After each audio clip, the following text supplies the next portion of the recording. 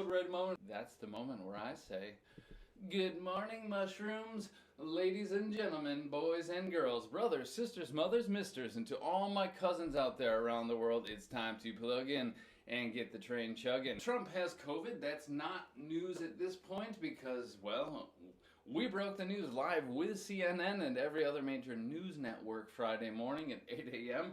Much to my surprise, it was a bit of a shocker. And speaking of not a shocker, Trump has COVID, but he's not taking the pandemic seriously. He's not taking the pandemic seriously. He has it. He knows that without fail, he will receive the best treatment that society, the world has to offer, and he probably doesn't have to pay a dime. Unfortunately, the rest of the people out there aren't able to afford taking remdesivir for the 5-day course at $2,500 a day or whatever it may be. And aside from the disease itself, as a pandemic, he's not taking it seriously. And that's just a common construction to take something seriously, to treat it and to address it in a serious fashion. Yeah, why take? I don't know, but let's roll. Apparently Trump is furious at his chief of staff for contradicting the White House physician, sources say. To be furious, that means to be very, very angry. And anger is directed at someone. We project it outwards. Right? We don't want to bottle it up. We want to project it outwards and let the people know that we're angry with them. To be furious at the chief of staff. And it's interesting because if you think about it, if you say that you're happy with someone, you're happy with what they did, but you're angry, mad, or furious at them. It's just kind of interesting how that works because happiness is more collaborative, where anger is monodirectional. However, he's furious at the chief of staff for contradicting the White House physician because his chief of staff did come out and say, he admitted that at one point that Trump's condition had worsened and things were not looking very good and he was in some more sort of intensive treatment and so on.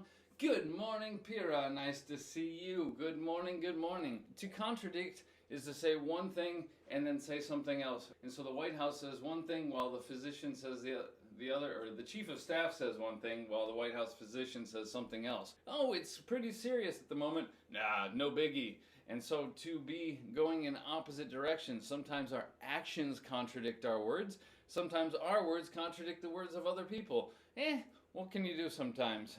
Mixed messaging. And right now, and for a short but undefined period of time. And so, yeah, for now, let's move on. Professor Flotus. Now, we've seen the POTUS and the SCOTUS, and anytime we have an OTUS, not like the elevator and escalator company, but that means of the United States. P, POTUS meaning president, SCOTUS, SC meaning Supreme Court of the United States. This is the FLOTUS, and that's the First Lady of the United States. And so Professor Flotus, interesting. Jill Biden would redefine what it means to be the First Lady, because the vast majority of the First Ladies that we've had in the United States were basically stay-at-home moms or, Hillary Clinton was a crusading lawyer and remarkably successful in her own right. However, an academic as the First Lady, that would be interesting, and she could redefine what it means. And meaning again, and so she's going to give a new, I said is going to, fingers crossed, ladies and gentlemen, is going to, let's stay positive, is going to redefine what it means to be First Lady. Maybe she'll take sort of different initiatives, be more proactive in different senses, as the First Lady traditionally has some sort of mission. Who knows what she might get up to? I don't know anything about her really. However, in the few little news excerpts that I've seen, she seems pretty cool. Moving on. Here we've got a drive-by, and we're not talking about a shooting for once. However, drive-by is usually associated with shooting. Well, we can also walk by or run by or any sort of other verb of motion by, and it means along or past it, yeah? And so to drive by, in the case of a shooting, they drive and then they shoot and they continue driving as they pass by. And he drove by supporters wishing him well. However, this drive-by highlighted the president's willingness to endanger his staff and showed that he does not comprehend the seriousness of the virus. Ooh, Ness, nice noun here. Not like Loch Ness, but seriousness. Either way, both involve a monster. To endanger somebody means to put them, you guessed it, in danger. And to highlight, that's what I do here with the news. That's why we've got those fluorescent markers that we use to highlight pieces of the text to give it emphasis, or so that way we're able to relocate those little bits of information when we're looking to review. Just like putting something in bold or underlining, it's a matter of emphasizing and drawing the reader's attention to what it is. Moving on. Walter Reed, that is the military hospital where Trump was staying. The Walter Reed Hospital, its attending physician slams Trump motorcade photo op. To slam, boom, or to, in this case, just very strongly criticize. We've got to slam, to rip, to tear, also to blast, so many different terms for giving very strong verbal criticism. Slams the Trump motorcade, that was when he was doing his little drive-by past all the supporters, because, well, he's in the car. That means also the driver and Secret Service have to be in the car. And so he's further endangering more people. And a photo op is short for opportunity in this case. We've got DevOps, that's development operations. This is a photo opportunity. So we've got different ops out there. And so you just have to remember to watch the optics when we're assessing these opportunities and performing our operations. That was rather opportunistic of me, but the irresponsibility is astounding. That's amazing, shocking, slack-jawed, eyes wide open. Trump is hospitalized for COVID, but still puts politics over the pandemic. And to put something over something else just means to put it higher on a list of priorities. And so as opposed to treating the pandemic as #1 public issue, he's still putting politics over that, giving it greater priority, greater importance. Not much of a shocker at this point, but it's still a shame. Moving on. Masks at the debate. See how the president's, it's still there. Entourage, that's the, well, you probably know it from the television show. The entourage are the people that roll around with you, ostensibly supporting you, giving you help, aid, etc. And see how the president's entourage and the family handled the guidelines. To handle something, to address it, to work with it, or in this case against it, to handle something. Just remember, deal with, handle, no with. No handle with. I need to make a t-shirt that says like no handle with or something like that, because I hear it all the time. All right, China wants to open its biggest embassy. Ooh, nice superlative there. Its biggest. Now normally we'd always say the biggest, but because we've got the possessive pronoun here, we don't need to put the. It functions as the determiner for the superlative here to get a little meta-linguistic on ya. Its biggest embassy in London, but it's running into trouble. To run into something just means to meet or to encounter. It's moving forward, and then it, bam, ran into it just like I ran into a car with my bike this weekend. That's not true. The other day I was walking down the street and I ran into an old friend. I said, "Hey, how you doing? Long time no see.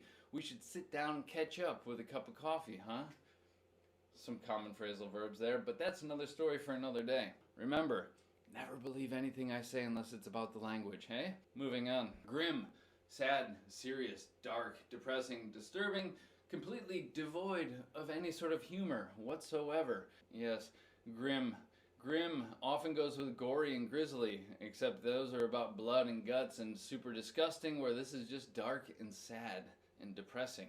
So grim COVID records are set across Europe. And this little highlight here is the co-location between setting records. Of course, we set the records and then we break the records. Hopefully not more grim COVID records, but only time will tell. So, moving on. France and Italy have been hit, nice reduced passive there, have been hit with devastating floods. Floods is an inundation of water. There was a lot of rain, water couldn't go anywhere, so it rose up and it's destroying towns and so on. Notice I did just say destroying, because if something is destructive, it is devastating. Just like hurricanes will devastate the coast, floods will devastate towns and villages, or this whole COVID situation has devastated economies and people's livelihoods. Moving on. Americans are relying on leaks for information about Trump's health. Almost every week we have some sort of different leak, and it's usually like a chemical leak or a gas leak in which the gas or liquid somehow escapes out of a container. Which was meant to contain it and keep it inside. Well, this is a figurative leak. We're not talking about liquids or gases, but information. Often people, administrations, want to keep information on the inside, but sometimes it leaks out and then the public becomes aware of it, often then promoting scandals and so on. Uh-oh. Here comes the sun. Bear with me a moment, I'm going to drop the blinds a little bit. There we go, now I'm just going to get these weird spots on me, but I think you guys can deal with it. And Americans are relying on these leaks for information about Trump's health because, well, we know that he and they are not going to give you a straight story on the record, and so the information has to leak out and sneak out in a different direction, and we are relying on it, we are depending on it, we are counting on it, because we know that we can't believe a word that's coming out of their official mouthpiece. It's just a common dependent preposition, to rely on something, to depend on something, to count on something. And so we're counting on that for information, just like I rely on coffee to wake me up. And instead of for with another noun, we can follow it with an infinitive. Yes, rely on coffee to make this broadcast. This broadcast brought to you by coffee. A woman who stole goods for 19 years and then sold them on eBay has been jailed and has been told to pay $3.8 million. That's a hefty chunk of change. Hefty and chunk, vocabulary from past episodes. Yes, has been jailed, reduced passive, has been told to pay $3.8 million. Reduced passive and no buy clause, has been told by whom? Probably a judge and the courts, right? She has been found guilty on all charges, from what I understand. Either way, she stole goods. She didn't steal well. That would be an adverb to modify steal. Here, goods, it's a plural noun and it just means stuff, right? All right, so goods for sale. Doesn't mean that the goods are good or bad, it just means stuff. Moving on to one of the most concerning recent developments, the reignition of battle, if not war, between Armenia and Azerbaijan, and the leaders are sparring over a missile attack claim to Spar. To spar is like the little practice boxing that you do with your partner in preparation for the real match. But so in this case, it's not anything to do with practice, but they're not full-on fighting. They're just trading little punches in a soft way in some sort of verbal conflict regarding the claims of the missile attacks up in the Karabakh region. As we had up above, the devastating floods. Yes, the rain has been drenching. It's drenching rain. If you are drenched, I would say drenched with water or drenched in water, that's kind of redundant because it just means that, yes, you are fully wet. You are soaked to the bone. You get caught in a thunder shower without an umbrella, you might get drenched. Out in the sprinkle, a bit damp, but when you're just soaked to the bone, wet, your clothes hanging off you, that's drenched. It wasn't just a little sprinkle, it was a torrential rain. Just the dependent preposition up above we had rely on, here we've got depend on. We rely on, depend on, count on illegal hunting for food. Some people have been driven to hunting illegally out in the wild in order to provide for themselves and their family. I don't know, I'm not going to read the story. If you do, let me know, because I like to know. Some countries are eyeing Sweden's light touch COVID response. As opposed to strict lockdowns, a light touch. You probably ought to wear a mask, you probably ought to stay away. We're not going to mandate or force you to do anything. I'm just going to step back here, maybe stay out of the sun. There we go. If you're eyeing something, it means you're looking at it, maybe thinking about buying it or thinking about doing it. So they're eyeing it, thinking, maybe we could give it a shot. Who knows? Something is a gamble. Yes, the verb to gamble can also be used as a noun. If something is a gamble, it's a gamble. It means it's risky. You could lose, right? Just so it could be a loss of life, it could be a loss of any number of things. And that gamble could backfire. And to backfire, it's like if you shoot a gun and instead of the bullet going that way, it goes back that way. If something backfires, it means it has the opposite results than intended. Yeah, you're trying to shoot that way, but you shoot yourself in the face, the foot, the knee. Yeah, bummer. Here we go. An ex-rugby league star has stepped down from his role. To step down from your position of power or your position in general means to leave that position, to quit, to walk away, often used with CEOs, presidents, monarchs, kings, queens, etc. He's stepping down from his role in the middle of allegations of domestic violence and drug use. All right, well, allegations, we had alleged last week. To allege that somebody did something is to claim without actual explicit proof yet. And allegations are basically formal claims or accusations that will then probably proceed into court. He allegedly beats his family and uses drugs. Yeah, good thing that he stepped down instead of trying to cling to power like so many people do. We had the 1 in a million shot last week, but the golfer blazes the trail for others. I use this exact phrase to explain trailblazer time and time again on the show. Yeah, you're cutting down the trees and making a fire, so that way then it makes a trail, so that way the people who come after you have it easier than you do. And so this golfer is blazing the trail for others. He or she is a pioneer, is an innovator, is a leader, and a trailblazer. All right, Trump's 3 escalating crises. Ooh, yes, crises. That's the plural of crisis. Yeah, just like if we have a thesis, you write your thesis, or you can write theses if you want to write more than one of them. Multiple crises, how many? Count them: 1, 2, 3, dare I say even more. Oh, and 3 diamonds. Thank you, Zdenyek. If it's escalating, just like those moving stairs, like Trump always uses to go up and down because he can't actually use stairs very well, it's escalating, it's going up. Not in a very rapid fashion, not vertically like an elevator, but it's going upwards, that's for sure. Finally, some new vocabulary, and I love it here. Trump's politics of sickness, politics of COVID is boomeranging back at him. Now, if you boomerang back, I would say the back is actually redundant because the idea of coming back is the whole idea of a boomerang. Not curved, but angled piece of wood that you throw and it flies spinning through the air and comes back to you thanks to its aerodynamics.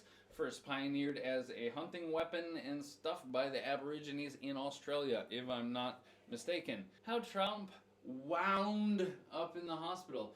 Wound, past tense of wind. To wind up somewhere means to end up somewhere, or to end, to finish, to arrive somewhere, but especially it kind of implies by accident or in an unexpected fashion. How I wound up doing streams here, yeah, and that's how I wound up streaming. How did you wind up watching me? Code Red, and we're not talking about the flavor of Mountain Dew.